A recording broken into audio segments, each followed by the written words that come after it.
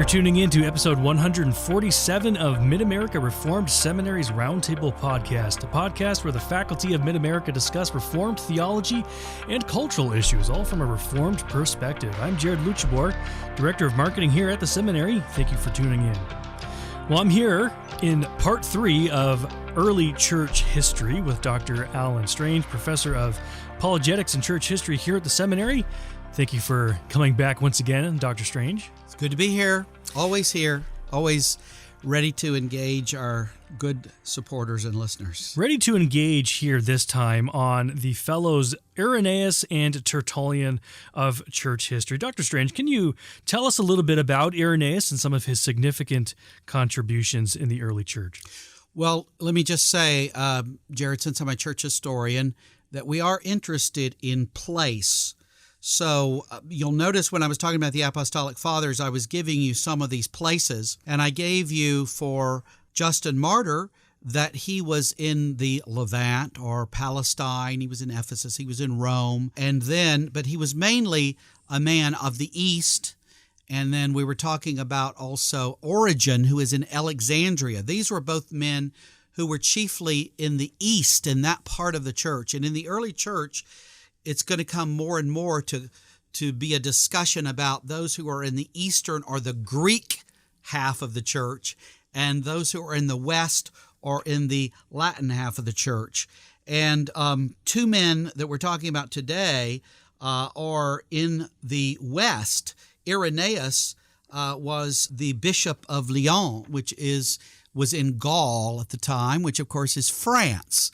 So he is in modern-day France.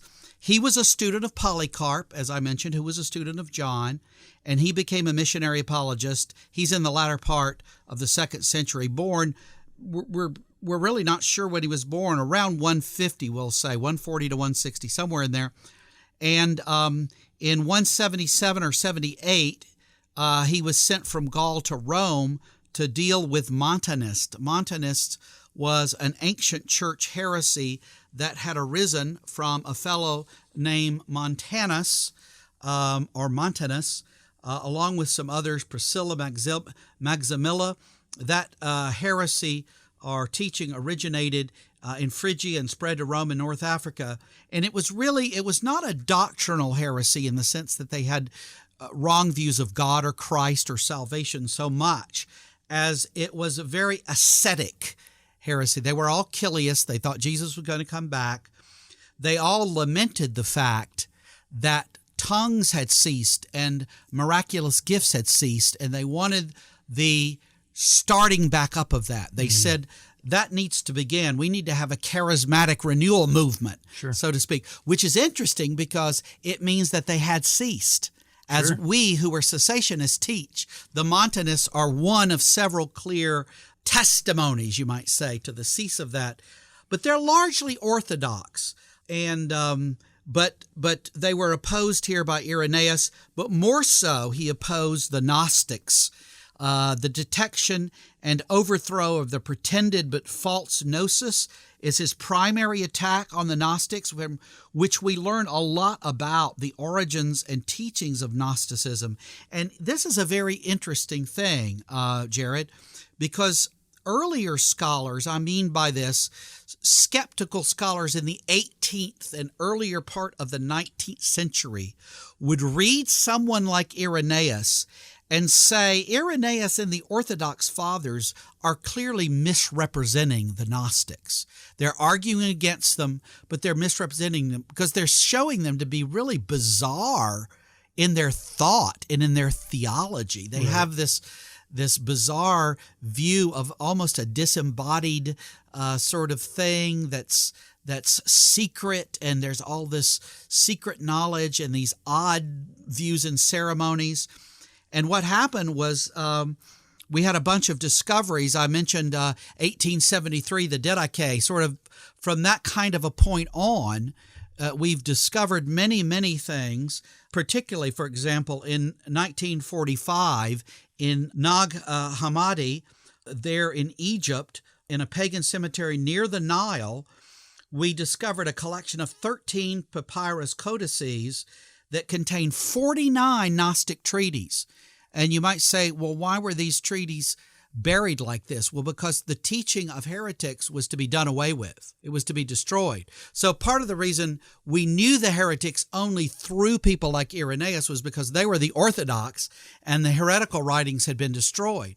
Well, what happened, though, when we started unearthing in the last couple of centuries the writings of the actual heretics themselves, we unearthed them a lot. What we found was that Irenaeus was correctly representing them. Mm-hmm. He wasn't slandering them. He was rightly representing them. And what then happened was the liberal critics changed their tune. And they said, yeah, the Gnostics were unfortunately people that got defeated by the Orthodox, and they held all sorts of really cool things. Now, of course, that's not exactly what a scholar would have said, but it's what Dan Brown and many others would say. Yeah, it's that whole business of Brown and the lie about stuff in the early church, like Jesus' divinity was saved by one vote at Nicaea. That's not even close to the truth. It was overwhelming. There were only two in the other direction, and they were excommunicated and thrown out. And you get a lot of that around still, like lost scriptures and hidden scriptures, all this kind of stuff, where those who weren't the Orthodox are thought to be wonderful. But Irenaeus also had some very important stuff on something called the doctrine of recapitulation. If I could share a little bit about that, in the book that I wrote on the imputation of the active obedience of Christ in the Westminster Standards, I talk about this, and I talk about Irenaeus and some others with respect to this. In chapter 2, I'm talking about some antecedents to active obedience in the ancient and medieval church. And I mention particularly that Irenaeus, his recapitulation theory, might best be understood as an early version of the doctrine of active obedience. Although his view on recapitulation is often categorized as one of the theories of the atonement, really it's probably more properly a theory involving the life of Christ as much as, if not more, his death. Irenaeus based his theory on Ephesians 1:10, which indicates that God's plan for the fullness of times is to gather together in one all things in Christ. And the Greek words for gathering or uniting is in the Latin rendered as recapitulate. So this is where we get this recapitulation theory. The idea here is that Christ is seen as the new Adam who succeeds where the first Adam failed. And our listeners may be saying, yeah, I know that. Well, the first to put it that way was Irenaeus, as far as we know. The notion that Christ undoes the wrong that Adam did while containing an atonement conception, Christ died in paying the penalty, chiefly involves Christ obeying where Adam disobeyed, Christ keeping the law that Adam failed to keep. And there are other passages, Romans 5:12-21, 1 Corinthians 15:20-21, 2 Corinthians 5:21, that get addressed by Irenaeus and others in this subject. Now, Irenaeus also does quote Justin Martyr, whom we've talked about, as summing up his own handiwork in himself. And so he looks back to some people like that, but he's the first to have this clear doctrine, and he puts it this way. Irenaeus, you could say, sets forth this recapitulation doctrine this way. He, Jesus Christ, commenced afresh the long line of human beings and furnished us in a brief, comprehensive manner with salvation, so that what we had lost in Adam, namely to be according to the image and likeness of God, that we might recover in Christ Jesus. He, Jesus, became what we are, that he might bring us to even be what he is himself. And so we have this very important doctrine that Irenaeus brings us. Let's move on to Tertullian. Who was he, and what were some of his greatest theological contributions? Well, Tertullian is one of the most fun guys to deal with. Tertullian is, of course, in the West. He's born in the city of Carthage, which is in North Africa, in modern Tunisia. His dates are around 155 to 220. And he's considered the first great Latin church father. I mentioned Irenaeus being in the West. but Irenaeus was still writing in Greek. Tertullian is the first one in the West now really writing in Latin, and will give that a certain cast. Latin will become the language of the West. And he was born of pagan parents, and he was a lawyer. He was quite a good lawyer, and you can tell in the way that he writes things that that's so. And so in the history of the Christian church, we have people like him who was trained to be a lawyer, Calvin who was trained to be a lawyer, others also. And he's converted around 193, and from just in the next number of years, till about 200, he had a tremendous literary output.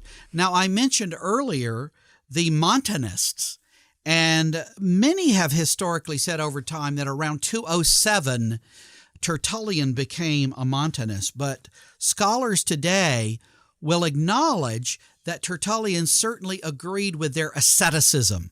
This was not the kind of fellow that you would have over to a party who would be there till late hours, indulging in all sort of riotous behavior. That was not Tertullian. He was a very strict and reserved person in his ethics.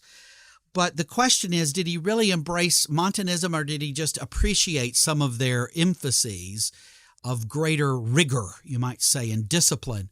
And he did seem to value a return to charismatic gifts as well. But whether he actually became a Montanist is something that's really debated. His writings fall into several main categories. It's often spoken of as apologetics, controversial treatises in which he defends Christianity against heresy. So apologetics is defending the Christian faith against paganism and unbelief. And controversial treatises or polemical works are defending Christianity against others who claim to be Christians but who are departing from the faith. And then a whole host of moral works. His moral works are things like to his wife on monogamy, and he says, if I die, have enough sense never to marry again and live a good chaste life after. He taught that second marriages were always wrong after the death of your spouse. He had a work to women where basically he said, don't take off that makeup and don't go to the theater. Now, I should say this. When they said in that day, don't go to the theater, that wasn't quite like even going to your local theater or watching a movie in your house. The theater was, of course, plays, and they were multi-day, more like Woodstock. You would be there, and they would have these plays, and people would be engaged in the use of drink and drugs. They would be engaged in the use of illicit sex. And the Christians did not go to those. The Christians, they were told not to go to them by people like Tertullian, by people like Justin Martyr, by everybody. Don't go to those. Don't be involved with them. They didn't go to the games and the circuses. They were not interested in gambling. They certainly were not involved in things where people's lives were lost as a part of sport. The Christians were opposed to this. And this was one of the reasons that Christians were taught to be a part of their persecution, and they were said to be haters of mankind because they didn't do the things that all good Romans do. But a lot of the things that good Romans do were pretty bad stuff. So you have to think about that even in terms when it's said that the Didache was too moralistic. You can understand why they were moralistic in such a wicked world, if you will. It was a really nasty world. Not only was there abortion, but there was the killing of infants who were born. They would be abandoned. Infants would be left by the side of the road, and Christians would often adopt them. Right. And so Christians began to get a reputation for being very loving and caring in this respect. But just one more thing about Tertullian, his controversial treatise, he has a work in 213 called Contra Praxeas, which is defending the Trinity over against the view of modalism, which is that God is just one. He's not three persons. And he argued very much against that. And he also attacked Docetism very much in a work called De Carne Christi, on the flesh of Christ, teaching that Christ was fully God and fully man.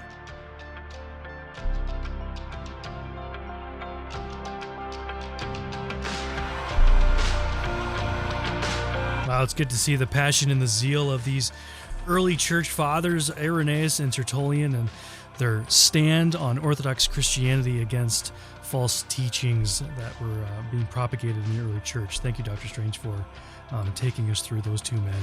Well, next time we're going to be looking at the relationship between Arius and Athanasius and the very important council that took place in Nicaea surrounding the controversy of the person of Jesus Christ. Stay tuned for then. For more episodes, you can find us on our website at midamerica.edu/podcast and wherever you listen to your favorite shows. Be sure to search for and subscribe to Mid-America Reformed Seminary's Roundtable. I'm Jared Luchabor. Till next time.